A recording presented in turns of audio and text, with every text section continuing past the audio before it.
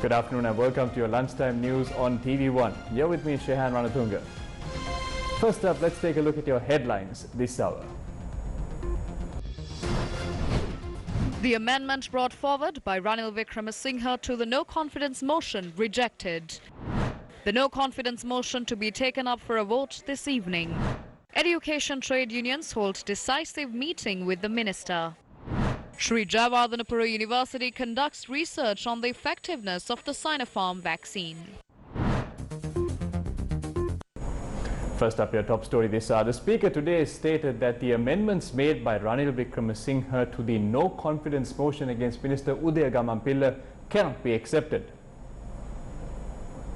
The notice of the substantive motion of no confidence had no indication that it could finally be converted as a no confidence motion on the Cabinet of Ministers, which is the government. The Committee on the Parliamentary Business was also not informed that amendment would be moved to convert the no confidence motion against the Minister of Energy to be a no confidence motion against the government. Furthermore, the debate took place yesterday in the House was very much focused on the no confidence motion against a single minister, namely Honorable Udaya Gammanpilla. An amendment which was seek to convert a no confidence motion against a minister, that of a no confidence motion against a cabinet of ministers is certainly not within the scope of the original motion and not it irrelevant to the original motion either. No confidence motion against the cabinet of ministers could only be brought forward by a substantive motion after due notice is given. Any attempt to subvert this process is bringing an amendment to that effect to an existing no confidence motion against minister is out of order and contravenes the standing order. In the above circumstances, I rule that proposed amendment to the no confidence motion against the Honorable Udaya Gammanpilla, Minister of Energy, handed over to the Secretary General of Parliament by Honorable Ranil Wickremesinghe MP, is out of order and cannot be accepted. Thank you. In the meantime, the opposition leader Sajid Premadasa today questioned the government on how to prepare students for the advanced level and scholarship examinations without covering the syllabus and even conducting term examinations. කතානායකතුනි මම කියන්න කැමති ඊයේ දවසේ මේ දින සංශෝධනය වෙලා තිබෙනවා උසස් පෙළ විභාගය නොවැම්බර් 15 සිට. Honourable Speaker, I would like to say these dates were amended yesterday. GCE A-level from 15th November to the 10th December. Grade 5 scholarship exam was postponed to the 14th of November. The syllabuses have not been covered. Issues pertaining to online education and many problems have arisen around the examinations. As this is a national problem, the solutions and explanations to the below questions are expected from the government. Was the A-level syllabus covered in all schools? If not, are they able to do so within the next 2 months? Were practical lessons and training given to the students who require practical training? How many term examinations were held for the students who are sitting for the A-level exam for the first time? What were the steps taken by the Department of Examinations for students to be prepared? Does the government assume that education provided through online mediums are adequate? Online education is carried out atop trees and mountains. I'd like to ask against such a backdrop, shouldn't these exams be held once the syllabus is fully covered? When will schools reopen? There is no policy on vaccinating the school children who are above the age of 12. Some call the teachers time wasters. The school children were not vaccinated thus far. Can the government guarantee the health safety of the examination center staff and the students who are sitting for the scholarship exam and the A-level exam if they are held? If so, how can that be done? පාසල් සිසුන්ට මේ දක්වා එන්නත් ලබා දීමක් සිදු කර නැහැ. උසස් පෙළ විභාගය සහ පහ ශ්‍රේණිය ශිෂ්‍යත්ව විභාගය පවත්වන්නේ නම් විභාග මධ්‍යස්ථාන කාර්ය මණ්ඩල සහ සිසුන්ගේ සෞඛ්‍ය ආරක්ෂාව රජයට සහතික කළ හැකිද? ඒ කළ හැකි නම් ඒ කෙසේද? මොකද දැන් පළවෙනි එන්නත ලබා දීලා දෙවෙනි එන්නතත් ලබා දීලා ගුරුවරුන්ට.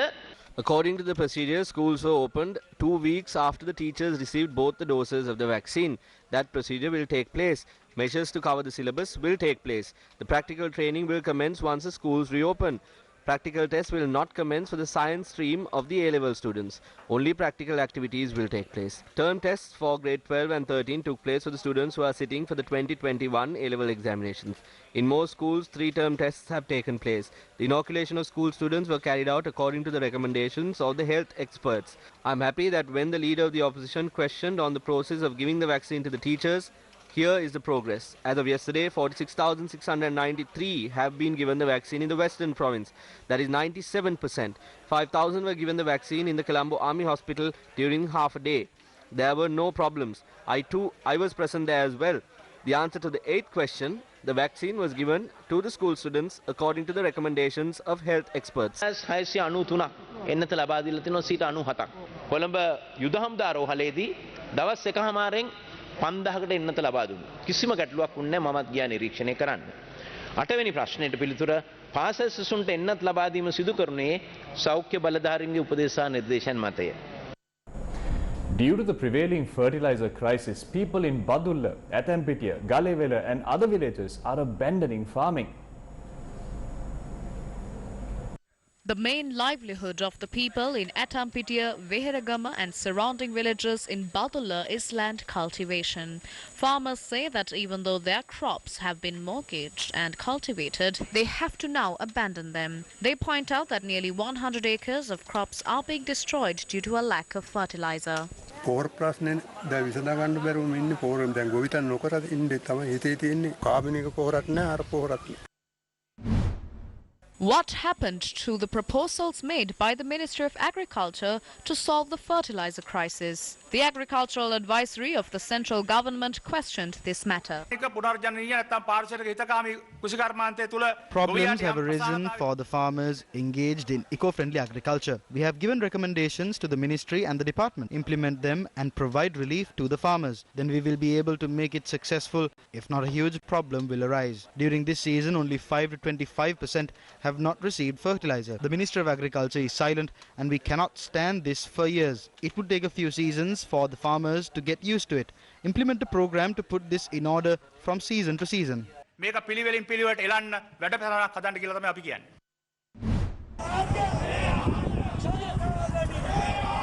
Meanwhile, a joint protest was organized by the Teachers and Principals Trade Union against the government's failure to provide a favorable solution to the salary anomalies of teachers and principals.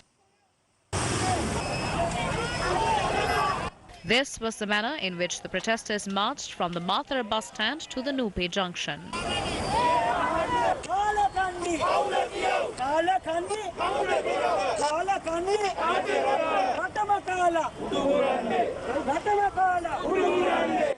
Heavy traffic was reported along the Gaul Road as well.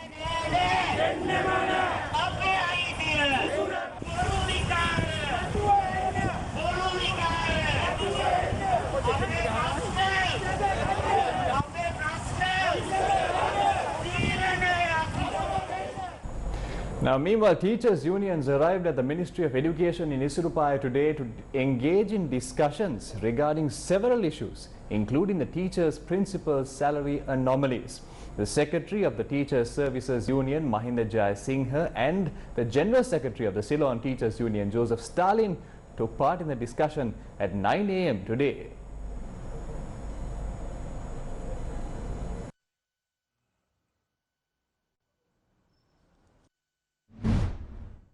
Meanwhile, protests are being staged across the country today demanding the elimination of salary anomalies for teachers and principals. A protest organized by the Teachers and Principals Trade Union was held in the Yakala town.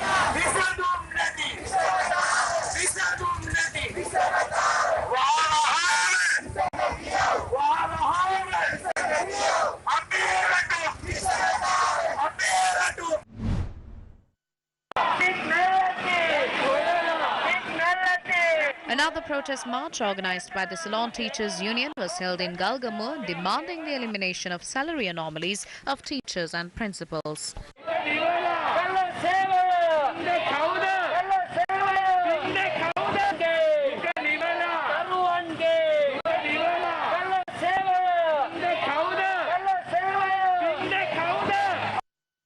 Members of the Joint Development Officers Centre across the island met the district secretaries today and handed over a letter. A group of members of the Joint Development Officers Centre visited the Kandy District Secretary today. The group said even though it has been 1 year since their recruitment to the 3rd of September, but they have not been made permanent employees yet. The group, through this letter, requests to be made permanent employees. Meanwhile, members of the Kurunagala District Joint Development Officers Centre also met with the Kurunagala District Secretary today and handed over a letter. The request for permanent employment was made by informing the ministry authorities through the district secretaries. Meanwhile, the members of the Colombo District Integrated Development Centre also visited the Colombo District Secretariat today and handed over a letter. The Gammadda Universe. Motivating and empowering Sri Lankans. Gammadda Negitimu Sri Lanka. Providing quality free-to-air education. The Gammadda Taksalava Education Centre. Heralding the hope of the future. Voice of Gammadda. The movement achieving their goals. Gammadda V-Force. Leading the way. Gammadda Savia. The image of Sri Lankan heritage. Gammadda Cultural Centre. Fulfilling the spiritual void. Gammadda Damsavya. Taking the image of our country and our sea to the world. The Gammadda Council on Foreign Affairs. The ancient hydraulic wonders of Sri Lanka. Gammadda Apevava. In search of the leaders of tomorrow. Gammadda International Leadership Council. The Gammadda Universe. And in the meantime, another 48 COVID-19 deaths were reported. Army Commander General Shavendra Silva said that another 1,487 COVID-infected people were identified in the country yesterday. The vaccination drive is being carried out in different parts of the country today as well. Research has shown that the Chinese Sinopharm vaccine also provides good protection against the Delta variant. The information was revealed during a research conducted by a team at the Sri Jayawardhanapura University. Minister of State Professor Channa Jayasumana stated that the research has revealed that 95% of those who receive the Chinese Sinopharm vaccine develop antibodies in their systems. A research team from the Sri Jayawardhanapura University has found that 95% of those who receive the Chinese Sinopharm vaccine develop antibodies in their systems and that they are protected from the Delta variant. The more fluid we take, the less chances of stone formation. Is that so? Suppose you take 4 or 5 liters a day, can be dangerous because that can increase the chance of making a stone. Males seem to be more prone to developing stones rather than females. Men work in an environment where you are subject to higher degree of dehydration.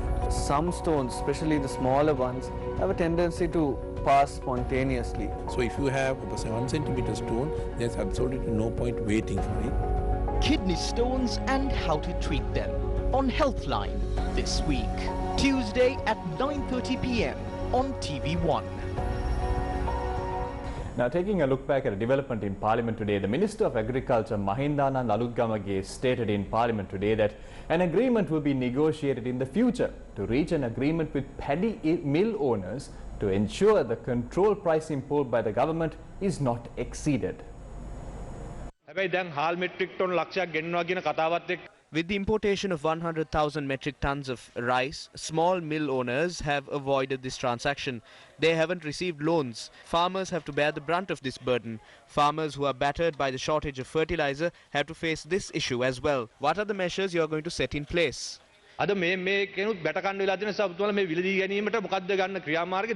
මේ කන්නේ අපි වී මිලදී ගන්නේ 50යි 52යි. We intend to purchase paddy for 50 to 52 rupees during this season. All the mill owners have signed an agreement with us. That is to ensure that the price stays between 50 and 52 rupees. If they sell it for a price more than that, the fine will be increased from 2,500 to 100,000 rupees. During this season, not a single mill owner will purchase paddy at higher prices because they will not be able to sell it.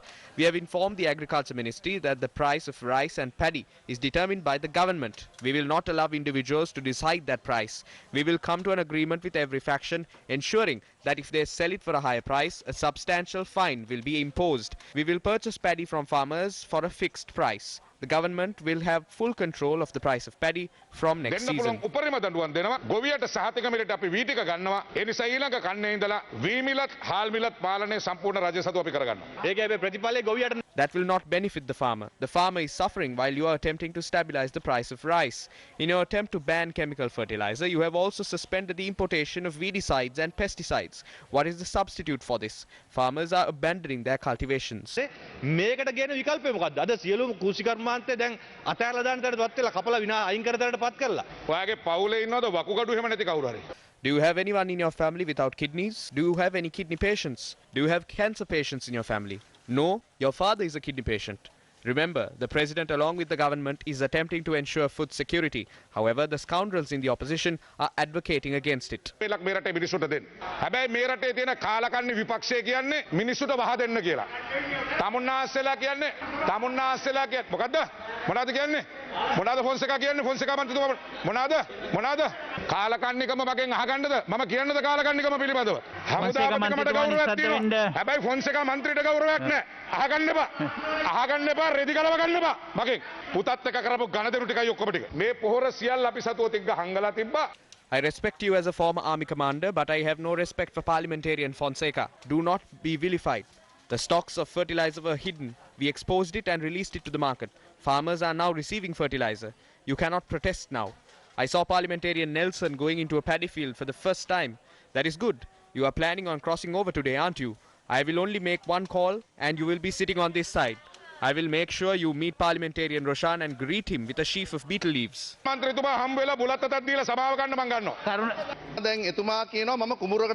He says, I have not stepped foot in a paddy field. I want you to come with me to Polonnaruwa.